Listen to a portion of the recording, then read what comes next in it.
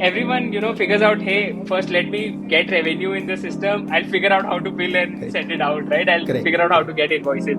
It's only with scale and with a customer base growing that you figure out how tenuous it is. And more importantly, if you're not doing it right. Thanks, Gulshan, for taking the time, and it's been a pleasure knowing you so far, and thanks for doing this. So, the context of this we're going to be speaking about for the next maybe 45 minutes to 60 minutes is about how monetization strategies work and different companies think of that, and very keen to understand how you've the same thing has evolved during Yellow's journey, and you've been a part of that journey, and of course you've had pretty much a big success story coming out of India. I would love to go that in deep, right? But before we go deeper into that, to start off, could you just give a little background about yourself, maybe even 30-second highlight reel about Yellow, and then about yourself and what are your roles and responsibilities within Yellow? Maybe we'll start from there. Thank you so much, Abhishek, for having me here. I'll quickly give a background about Yellow first. So Yellow is a conversational AI SaaS company. We've been around in the conversational AI industry for about 8 years now, trying to solve the problem of automating customer support via text, chat, voice automation, and about 30 other channels supporting either of these media. We have close to thousand odd customers across the globe, in India, Southeast Asia, Middle East, North America. So we have a decent presence over there, and yeah, it's been a great fun building the company, trying to solve the problem of customer support that still exists today, and bugs you and I and everyone as consumers. So that's the intent. More about me. I joined Yellow close to 3 years back. I joined here as the chief of staff to the founders. Started dabbling around fundraising, investor relations, taking care of strategic initiatives, OKRs, program management across the company. But then over the last year or so, have been focusing mainly around revenue strategy and operations. This is a broader umbrella within the revenue org that takes care of strategic initiatives. More, and pricing also is a part of that initiative. And apart from that, of course, sales operations, marketing operations, customer success ops. So the entire role of this org or this function within the revenue org is to enable the company to generate more revenue. That's the sole purpose of an operations or a revenue operations org that it exists. Yeah, we are a 15-member team reporting into the CRO, and that's the context with which we are talking. Awesome. Right. So, I mean, great time to be talking about monetization, right? Like with the winter and all of that, especially in the fund, people are talking a lot about this profitability, etc. Right? But just taking a step back, right? You guys have been around for 8 years. You've been a success story. Right now, I would call yourself, without putting numbers, the growth phase or the growth stage of the company, right? Maybe this was before your time, but if you have context, would be great to understand this. Was there a lot of thought process that goes into how you price a product on day one, right? Or did it come much later? Did it start out simply as, hey, this is what the industry does and we should do that? Could you talk us through the evolution of how this pricing and monetization of Yellow has changed over the years? And Yeah. what have been the inflection points like at which you have decided, okay, now we need to do something more about it?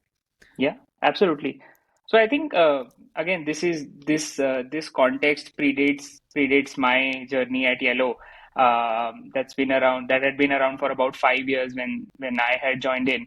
But from what I'm aware of the context, I think when Yellow started, SaaS as a concept itself was pretty new. Right? I mean, there have been companies like Oracle, SAP that have been doing stuff around software and that being provided as a service. But the earliest models were around perpetuity, right? You got a software that was custom developed for you. You pay for it, and then that's it, right? You have the ownership and you keep developing it. You have to in-house teams and everything around that. I think with the cloud movement happening, with a lot of newer age at that point, Salesforce, HubSpot, and everything else coming in. I think the concept was always moving towards the customer, tying back the customer value to the software. So while there is perceived value that every startup wants to ascribe to and wants to put a price against that software, I think putting an arbitrary one figure was very difficult, and maybe that was the norm of providing a service at that point of time for software. It's easier to put it in person hours, right? How it's done, but it was very difficult to just ascribe one value. So that's why it gradually evolved to a seat-based pricing. Right? You basically, the number of people who are using it per person, you pay for a seat. Um, Unfortunately, when Yellow started, our model was always around solving the problem of customer support via automation. So not necessarily we will have customer support agents using it, right? It is actually helping agents become more productive, answer more nuanced queries, while the FAQ sort of queries get answered by assistants, right? So again, a difficult point to ascribe value as number of agents. So a seat-based pricing was not applicable to us. Um, what we But what we did was I understand it was not applicable, but was there a point of time when you started with seed-based pricing and no, then realized no. this, or you We never always? had a yeah. Okay, So got it. we You never never had had a it. seed Fair based enough. pricing, and that was the reason why we could never set up a seed based pricing, because it would have been unfair to any company that's trying to reduce or optimize the customer support cost to be paying in multiples of that.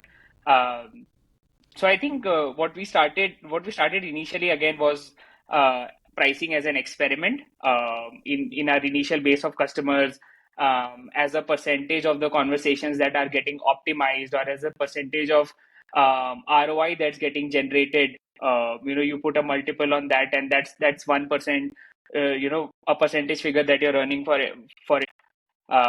so in very simpler terms, let's say, if you're clicking on a Google ad and a lead is getting generated for you, there's a fee that you pay to Google, right? But at that point of time, when there were not a lot of companies as peers available, use that as a proxy for lead generation, right? Lead generation costs you, let's say, 100 rupees. Maybe a part of it, or maybe some closer figure to it that you ascribe to it, and that's what you're pricing. So initially, it was more of an experiment, more bespoke, customer to customer, trying to figure out what is working, going in the direction where customers are taking us. So if you have a good initial set of insurance customers, so kind of tailor out a pricing as to if they're using us for similar kind of use cases, we have a simpler pricing. And over time, it has gradually evolved. Over time, we then moved to we knew our cost structures were more around conversations, and how our conversations are getting tuned by our engines.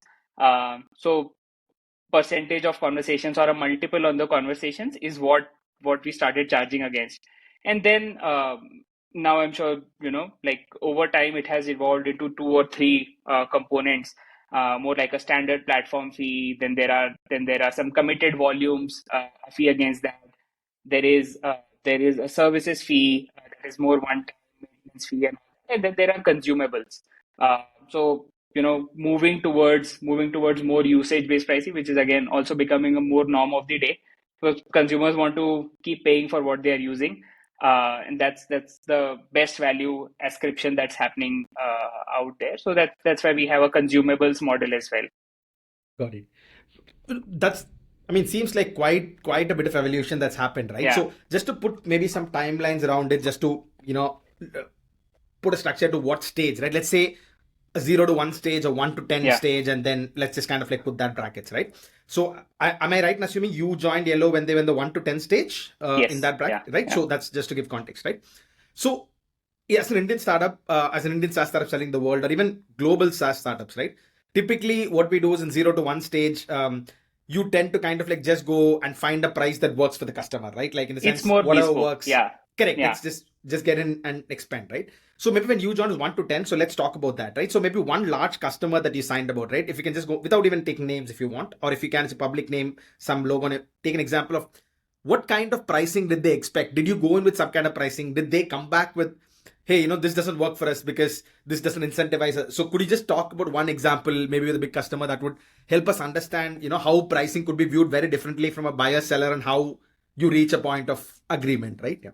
Yeah, yeah, yeah. I think when we were doing the bespoke pricing for a while, right? And I think that that worked for us because we were a handful of clients. Agreements were getting written that way. But then once you start, once the something starts working, we wanted to have some repeatability baked into it, and that is where for a while we tried out ROI based pricing as well, which is also because why we wanted to show was the value of the product, So could right? you So actually again, break that down further, like in take a very basic yes, example and just yeah.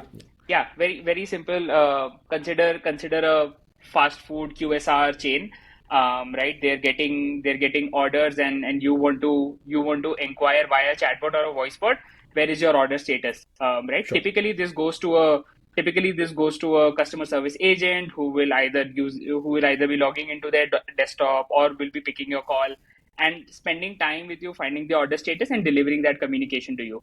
Our pitch is very clear. A basic query, a mundane query like order status can be directly fetched from the system, and then it can be delivered via chatbot or a voice bot.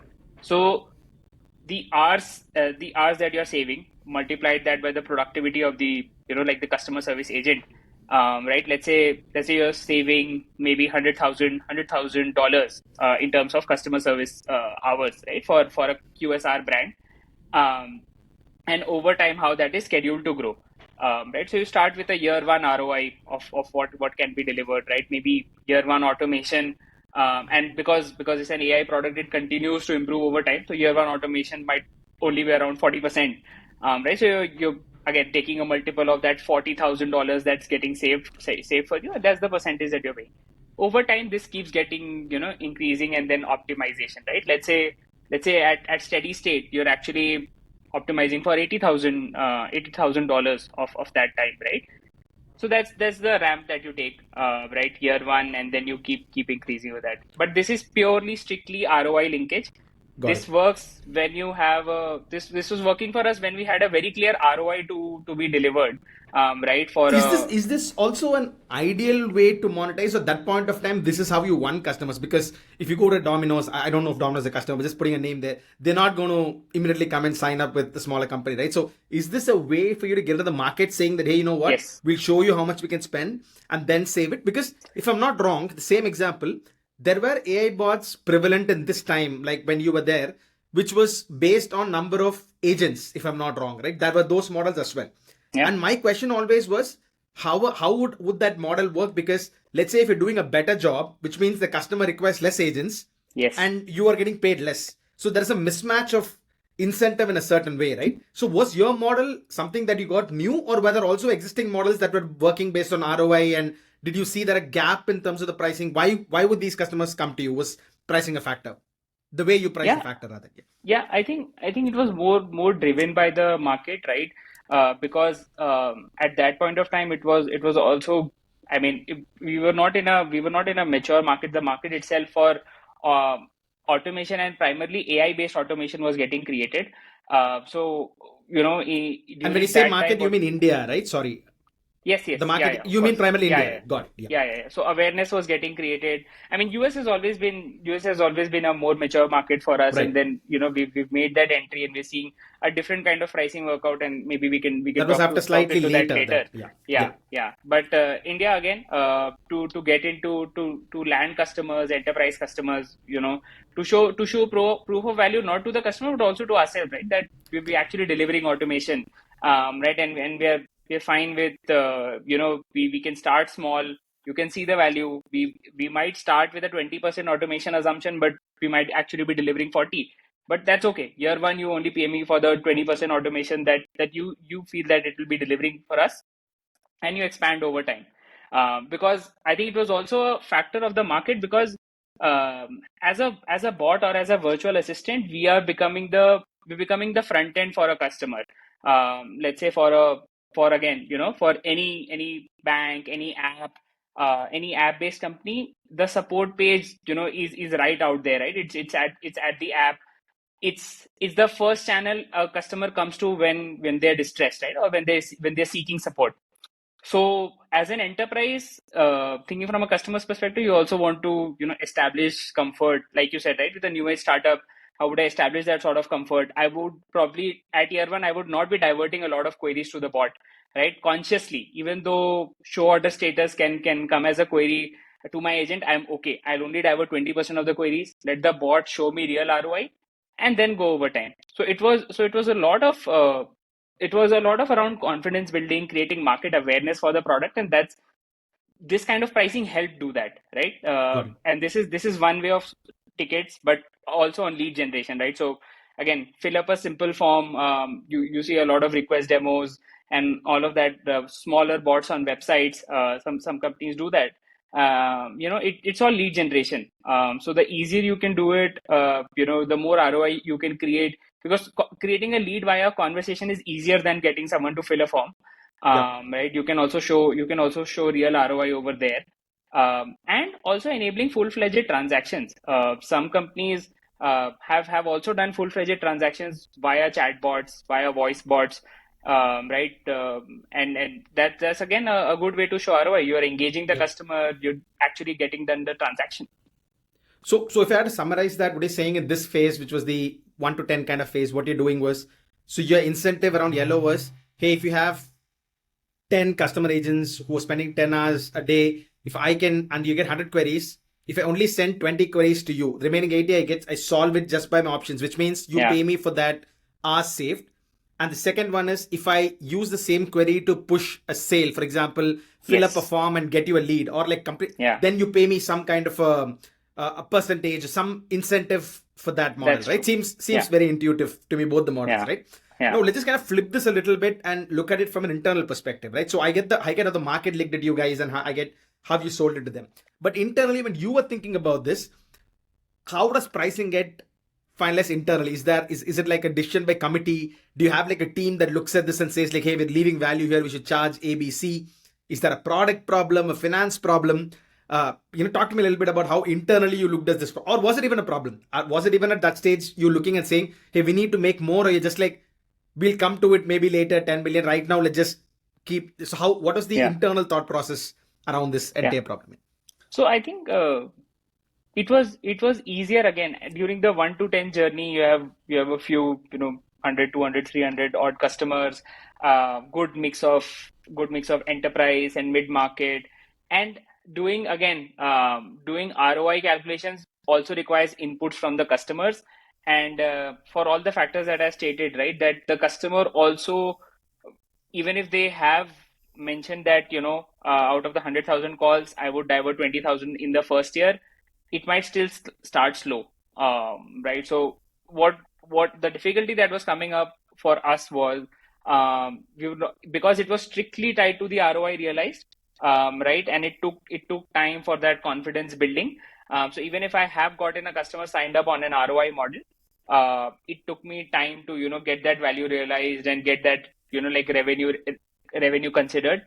What it also meant that internally it was difficult to forecast revenue, right? Because your revenue is Yep.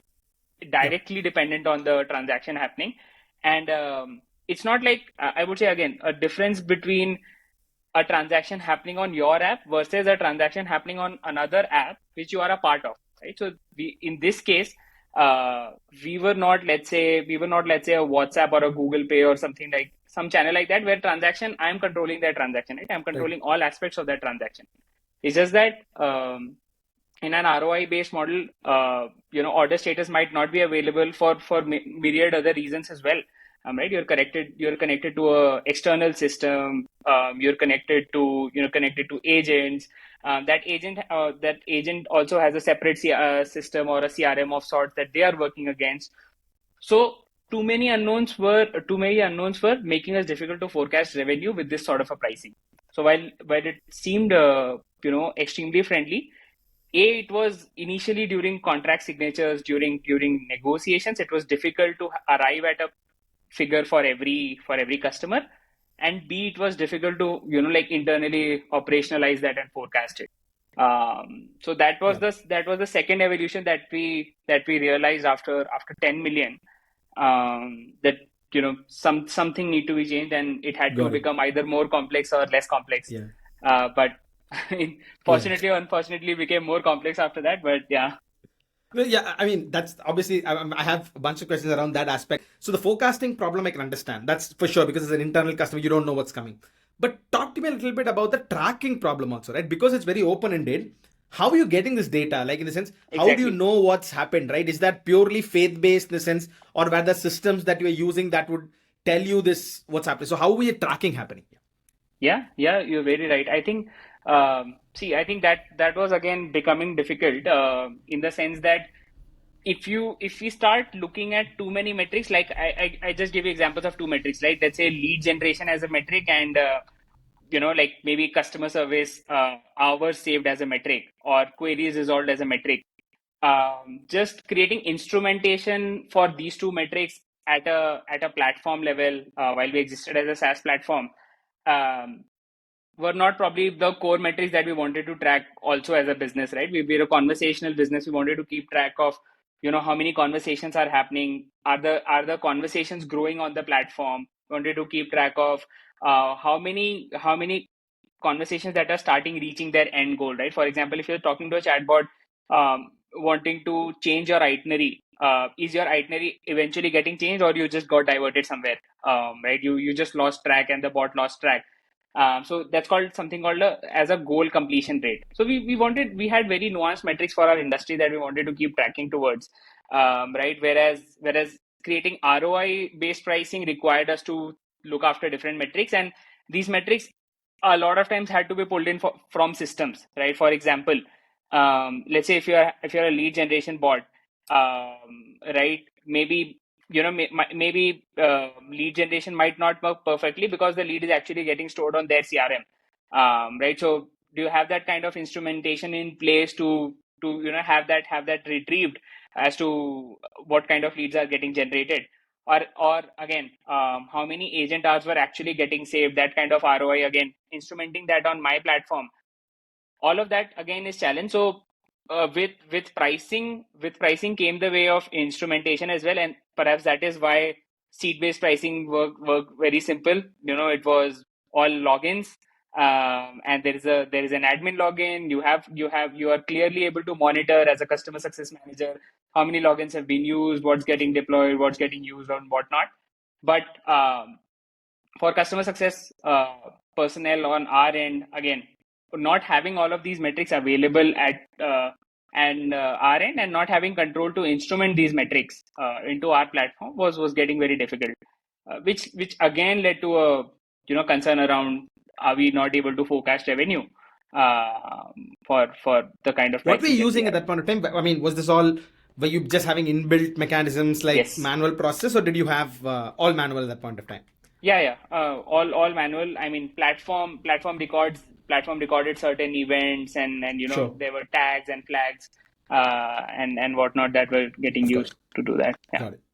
No, super. Makes a lot of sense, right? So, just like kind of like obviously you were, jumping on to from what happened post 10, right? Like, so, I mean, obviously you started working with us much later, but before that you were using some other billing systems. So, what was the first port of call or the inflection point when you decided that was there a certain client, was there a certain revenue number or a fundraise that now you're like, hey, you know what, we need to think more about how much value we're getting from the customers and how do we track this and forecast better, etc. Right. So what was that inflection point? Maybe some background on that will be super useful. Yeah, I think what we realized as we built a decent base of customers as well, and like things had started working for us around Series B, and at that point of time, we were clear that conversations is the basic unit that we should be able to measure, and we should be able to communicate ROI in the form of conversations rather than like using the supreme end metric like leads getting generated or hours Great. getting saved. If a percentage, So when you say if I talk conversation, to the just to customer, simplify, sorry yeah, to interrupt. So just for understanding is that if you're doing 10 conversations, if you can bring it down to five, that's what you want to kind of like, that's that is as right. simple as that, right? Okay, That is got right. it. Clear. That Yeah. is right. Right. So, I mean, using our bot conversations, our the users that are having sessions with our bots.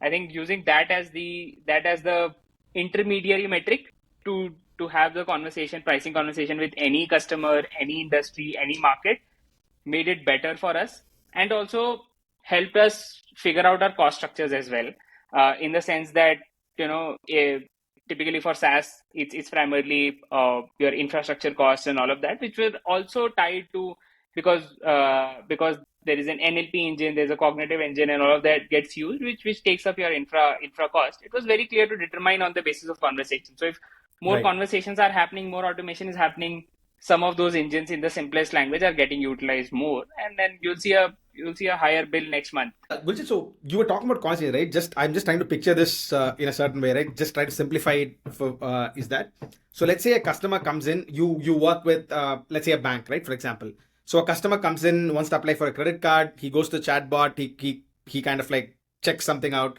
So the bot essentially can do two things there. The bot can solve her problem there, right? Like just eventually lead them to the page, an FAQ, or like kind of a lead. Or the second one is the bot will eventually, after going through a bunch of questions, redirect them to a customer service agent, right? Like these are Yes, two yes, possible outcomes, right? Now your cost, if I understand it right from outside, is based on number of chats. So if people are talking more, you probably every time a response is generated through your bot sessions, you get charged, right?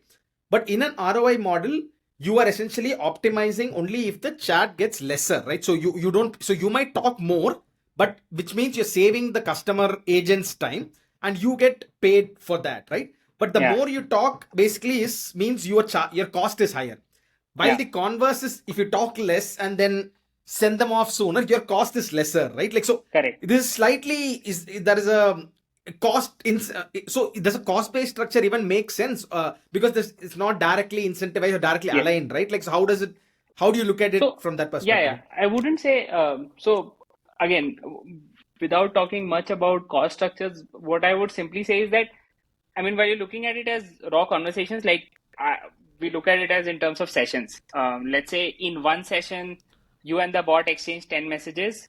There's the same to us as in one session, you and the bot exchanging 5 messages. Is it also Right? the same to your supplier in Because the that case, your context, cost? yes, yes, Okay, fair yes. enough. Makes sense. Now it makes So more sense. that's how the so yeah, So you're not that's how it is. incentivized to finish the conversation early and push it, but you're rather incentivized to keep the session alive and solve the problem for them rather than Yeah. okay, clear, Yeah, understood, hundred understood, percent, got that. 100%. And I think that's how we've, I mean, we've existed a little bit about the genesis of the company as well. Is uh, we envision we envision a future that is ticketless, which means that if you've talked for a minute or two with the board, you shouldn't at the end of it getting a ticket.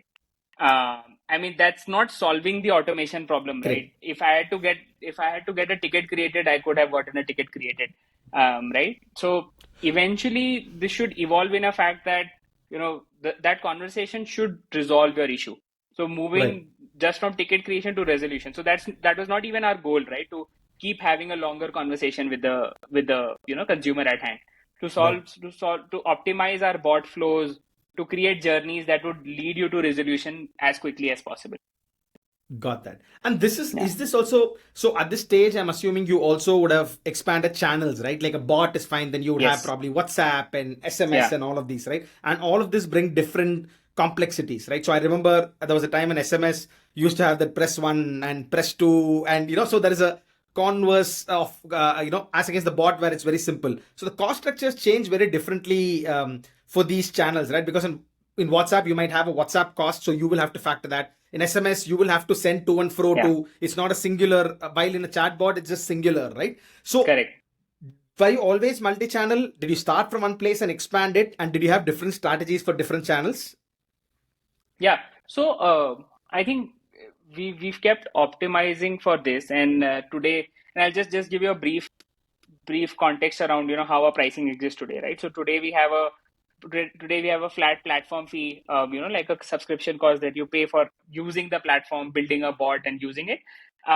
Then you have some certain add-ons, right, which means that if you want to get two more API integrations added, if you want to have something XYZ configured additionally, let's say you want the bot in 3 languages instead of 2 languages, so you pay additionally for that. And then there are consumables, right, like you said. So let's say if the bot conversations are happening on WhatsApp, right? WhatsApp as a business account, sort of accounts, have a like a pass-through pricing attached to it. So for every conversation that even differs by their specific template. Let's say if you're sending a marketing message versus a service message authentication, so it differs by the kind of message that you are sending or the kind of message that you are using. So that was I think one indication of a pass through pricing that's allocated. Then of course there are other channels like you mentioned. Instagram has it. If you're using IVR telephony, you have carrier charges. You have like charges on that front, using different ports and all that. So there are consumables that are attached to it, right? What we do is create a bundle where a base platform fee would get you, let's say, X conversations, right? And then as you keep consuming more, you keep paying more, and the customer, this was something that we found as a brilliant solution at the end of the three iterations. At the end of the three iterations, is that the customer knows that what they are driving more traffic through the bot, and we know that we are able to measure that traffic, or at least instrument for that traffic that gets monetized on like platforms, different platforms like subscription platforms like Togai and everything else like that. So that was the genesis of it, right? And today, yeah, we know that we exist over 30 plus channels, but then there are some channels that are getting used more, so we've optimized the pricing for that, like WhatsApp, telephony, SMS. These are the channels where we have an optimized pricing. But then there are some other channels that the customer wants to be present on, but is not sure whether they would be able to divert as much traffic, right? So let's say Instagram or Messenger, right? So might not be the most popular channels, but if I have to message, if I'm desperate for customer support, I'll probably try going to all channels, right? I'll also go to Right. Twitter, write a tweet, Yeah. and do all of that. So that was the intent. We've optimized today for our most of primary channels, and then others are sold as a bundle, Got it. right, as part of the base pricing. Yeah, So so that's maybe the just case. last 5 minutes, we'll just Yeah. go a little deeper into that, right? So, I mean, of course, eventually we work with you guys, and you are like a champion for us in terms of like using Togai, right? But we know before that coming to Togai, you had a journey where you did use some Yes. a billing provider, then you came to Togai. Yes. So, how did, just as a customer, I kind of like pitch why Togai is the best every day on a call somewhere, right? So, just taking my bias out completely from a customer point of view, right? What goes into your thought process of buying these tools, whether it was Togai or whether it was the tool that you're using before Togai? What are the factors that go into it? How did you choose a certain tool as against something else, right? What should somebody look for when they choose a billing partner, right? Because it's billing, unlike some other tools, is a pretty long term. It's not something you want to do Yes. every year. You want to just Yes. find a good partner and just let it be for 5 years, decade, right? So Correct. how Correct. would you go about the buying process? Yeah, yeah. So that way, I think you folks are in a good industry that I mean enjoys high retention. Because if you become someone's billing partner or billing system, it's very, I mean, it's very hopefully difficult, very It's also difficult highly to get competitive, plucked so out. getting in Yeah, is a pain, but yeah, but this one is correct, a good part, yeah. correct. Yeah. Um, versus our industry that's getting more and more competitive day by Right, day, and right. level playing fields are being created by generative AI. But more to your point, I think in our case, what we had initially thought about was we'd always known that this problem is difficult because, again, right, a lot of systematic and operational debt had gone in the last 6, 7, 8 years of building the company. So a lot of calls had been taken. So there's a lot of knowledge that was stored, documented within the heads of people as to how billing is happening. We tried out a bunch of players, right, and I think burnt. I mean, would not say burnt our hands, but had like difficult experiences, so to say, because all of I think the most important thing that we wanted was that was a system that can understand that there is this existing debt, right? There is this systematic and operational debt, and how can the system and how can a particular vendor or a particular software work around that debt and make sure that it still gets migrated. I Yeah. think the biggest thing for billing system is not that you know I mean, you've started today, and every customer that comes in, you'll be billed by that system. What The it can biggest be in thing an is that ideal state, like that's correct, always good. What can correct. be in a broken, how can it solve? No Yeah, one yeah. buys a yeah. I'm sure. I mean, you would probably use your own solution Right, right at the start of the right. company inception of the company, but everyone, figures out, hey, first let me get revenue in the system. I'll figure out how to bill and Correct. send it out, right? I'll Correct. figure out how to Correct. get invoices. It's only with scale and with a customer base growing that you figure out how tenuous it is. And more importantly, if you're not doing it right, if you're not automating, digitizing and all of that, you're practically leaking revenue. Correct. Right, so which is the biggest pain that we started seeing, and where we thought that this needs to be plugged, can't be scaled manually, can't be done at scale manually, um, and always susceptible to error. And but the systems that we tried, the systems that we demoed, again, would have been a perfect fit for the subscription era world, like I talked about, right? The maybe you just have a number of seats, Right. you generate bills month on month, monthly, quarterly, take care of taxes and all of that. But our pricing, that is more event driven, that is more around like certain conversations happening, certain goals getting accomplished. It was very difficult to like bring that up. And probably from all the systems that we tried demoed, we didn't see anyone confident enough to take up that, like the operational debt and the systematic debt that existed. I think with Togai, what we very quickly saw value within the pilot days. I think the 30-day pilot that we did was, like a quick turnaround on, more than a turnaround, a quick ROI on, hey, my existing subscription concern will be solved with this. And of course, for the new subscription, I am cleaning up the system, right? We are actually doing the right thing of creating subscriptions the right way, creating some sort of creating a way that most of it is standardized and deviations are fewer. So the good thing that we found with Togai was, of course, this that we saw a very quick ROI of something that is working for us, for our existing customers, which is the biggest concern area. And then it can be quickly evolved.